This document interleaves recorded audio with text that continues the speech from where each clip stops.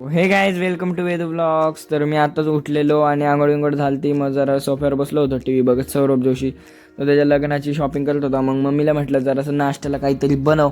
मम्मीने मग पोहे बनवले असे कडकवाले. आणि मग नंतर खाली गेलो. शंभूला गाडी शिकायची होती जी ॲक्सेस, मग ह्याची गाडी होती.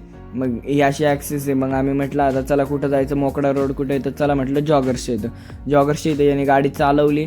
मग जरा वेळ आम्ही थांबलो आणि मग आम्ही आलो घरी. तो शंभू घरी गेलता. मग अभिषेक म्हटला आता मी पण जातो. मग अभिषेक गेल्यानंतर शंभू आला. मग सोम आणि शंभूने मला साहिलच्या इथं सोडलं. मग मी साहिलच्या इथं जरा वेळ बसलो आणि मग त्याच्या रूममध्ये गेलो. मी एकटा इथं माझा बघतो आणि तो तिथं त्याचा टॅब बघतोय. मग आम्ही जरा वेळ बसलो याच्या घरी आणि मी थार काढली होती. मग आम्ही गेलो फिरायला. मग आम्ही असं फिरायला गेलो. काहीच ठरलं नव्हतं कुठं जायचं कसं जायचं, पण आम्ही गेलो असंच फिरायला.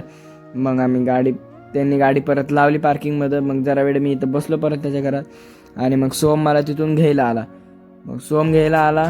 मग आम्ही डायरेक्ट घरी आलो तर अभिषेक होता. मग जरा वेळ त्याच्यासोबत बोललो. वर आलो, जरा वेळ बसलो, टी व्ही बघितला.